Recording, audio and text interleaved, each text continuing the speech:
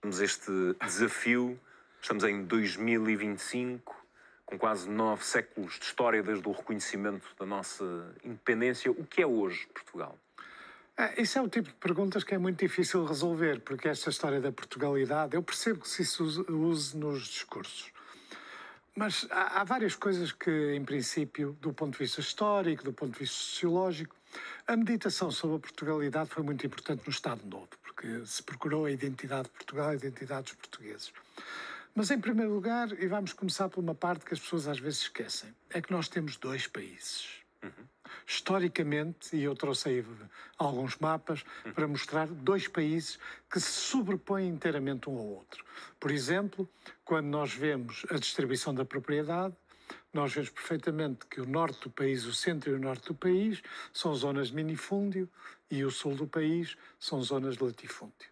E esse mapa é um mapa muito explícito, estamos ali a vê-lo. Este mapa foi feito nos anos 30, mas em bom rigor nada mudou de significativo. Portanto, o norte tem minifúndio, o sul tem latifúndio. Se formos ver outro mapa que se sobrepõe quase inteiramente neste, que é a assistência à missa. É, no fundo, a religiosidade dos portugueses. O catolicismo. E, portanto, vemos um pouco a mesma coisa.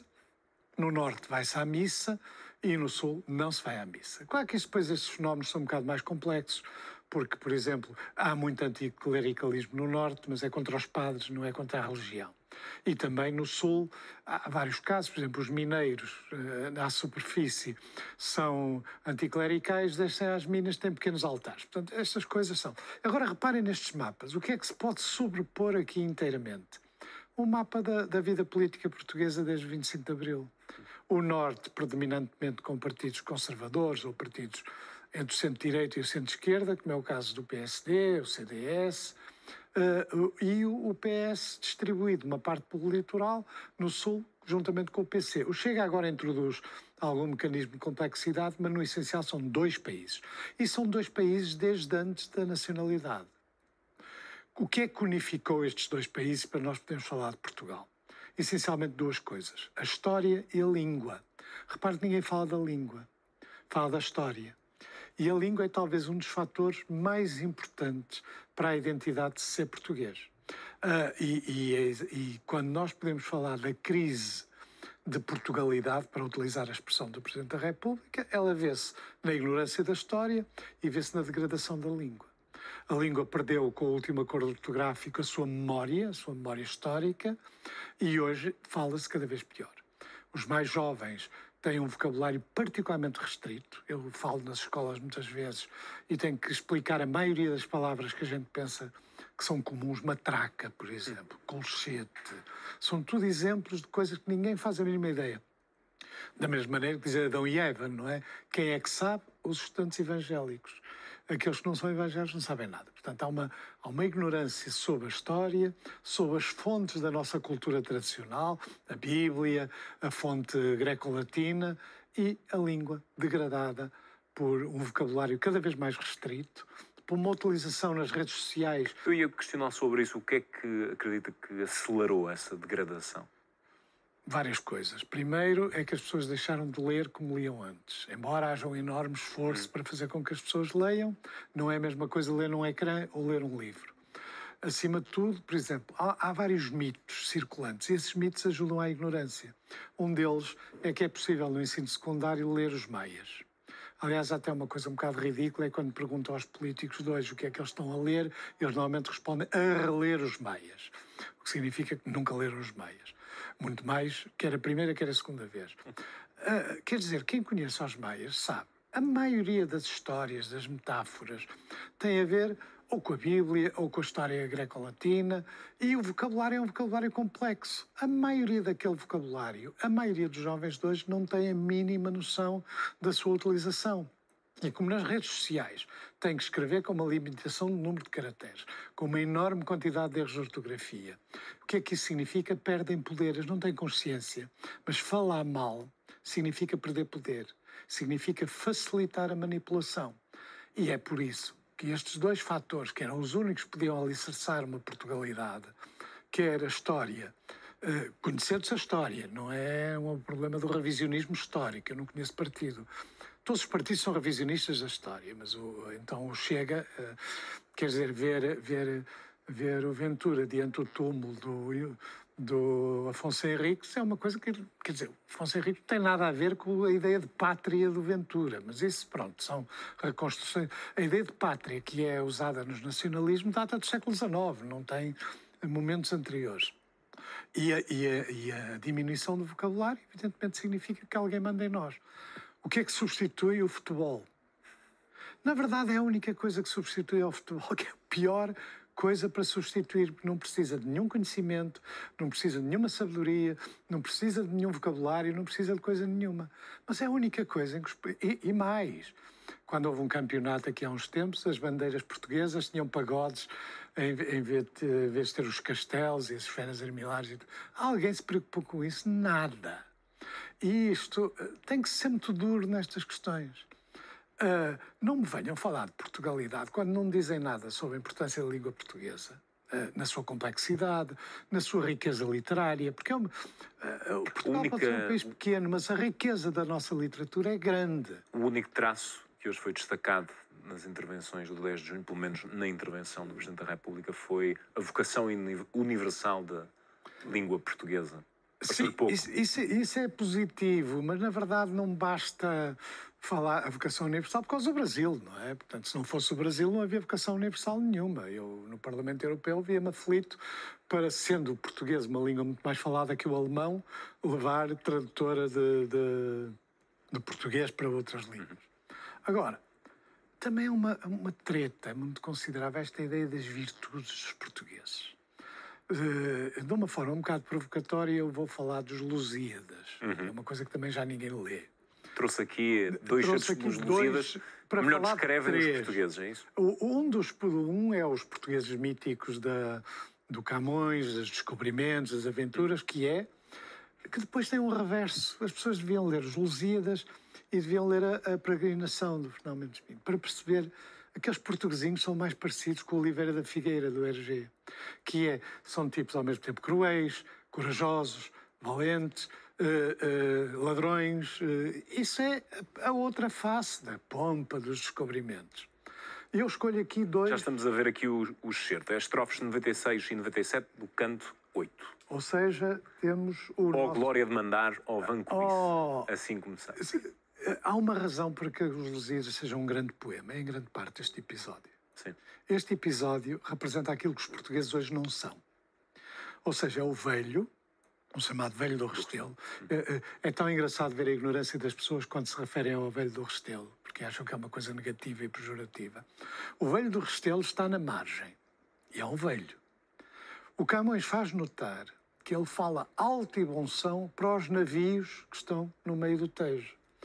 E o discurso que devia ser dado nas escolas, devia ser impresso nas paredes do Velho do Restelo, é inteiramente verdadeiro. Ele chama a atenção o que é que motiva a gesta dos descobrimentos. A vanglória, a cobiça, a fama.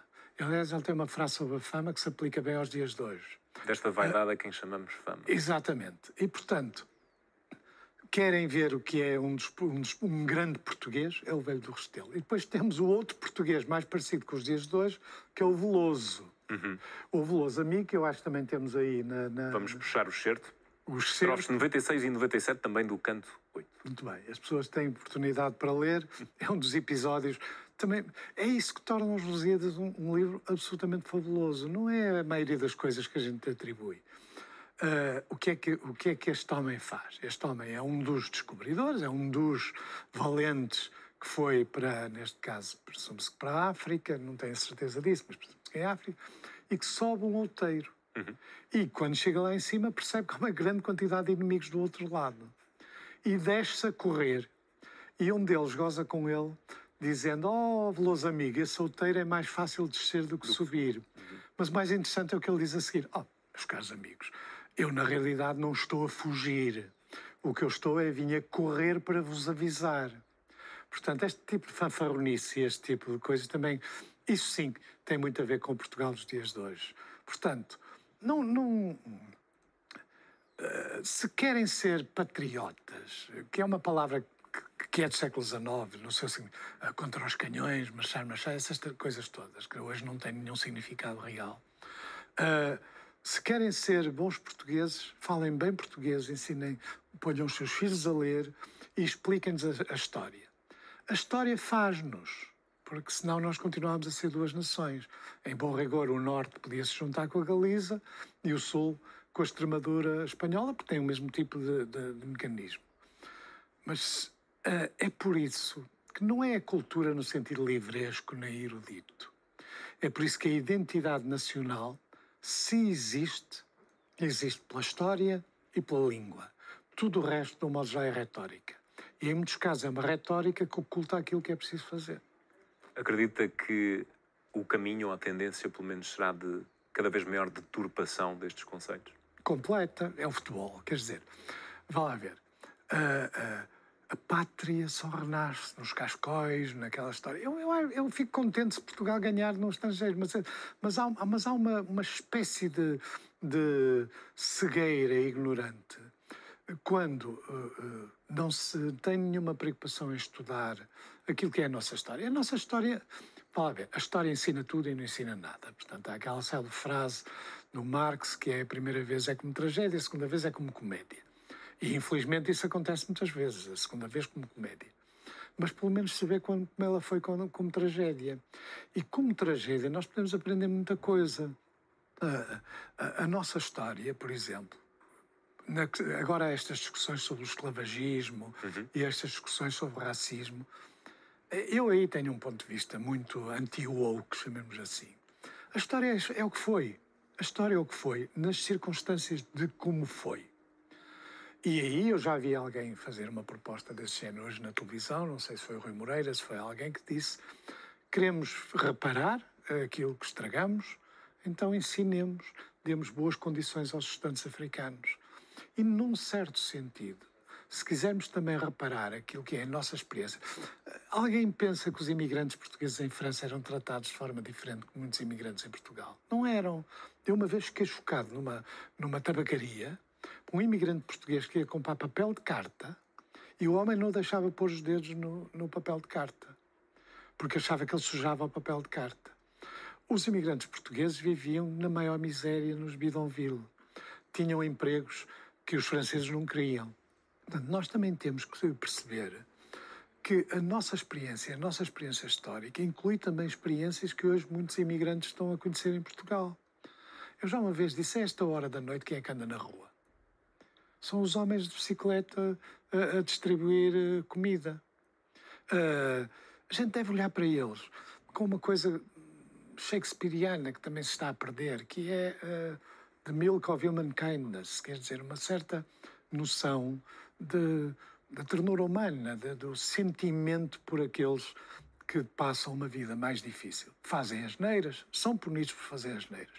Mas, em princípio, nós também temos uma dívida em relação à imigração que temos que pagar. Agora, isso não significa que a gente aceite que as leis portuguesas, o tratamento das mulheres e muita coisa que são culturalmente, em muitos casos, associadas ao Islão e associadas a estas fontes da imigração, sejam aceitáveis. Mas isso também não são aceitáveis entre os portugueses. De lei, chamemos assim. Brancos, como os do Chega, quer dizer, ali gostam de estar diante do touro, estão sempre diante de um touro imaginário, a fazer de forcados. Portanto, é preciso ter um olhar mais rico, e isso é para isso que a cultura serve. Um olhar, em alguns aspectos, mais complacente e noutros aspectos mais duro. E isso vem em grande parte da educação. E como a educação está em crise, isso depois não se manifesta na nossa maneira de lidar com os problemas, desde os políticos às pessoas comuns. O que é que acontece quando se desconsidera a cultura como esta tem sido desconsiderada sucessivamente pelo O que acontece é, nos dias de hoje, as pessoas tornam-se mais facilmente manipuláveis. E a manipulação vai a todos os aspectos, não são apenas aos aspectos políticos. Quando, por exemplo, eu pago a uma agência de comunicação ou um grupo especializado nessa matéria para dizer mal do restaurante que abriu ao meu lado e subitamente aparecem críticas negativas, aparecem pontuações negativas, eu estou a manipular as pessoas que não sabem que isso não tem nenhum fundamento, à primeira vista, rigoroso.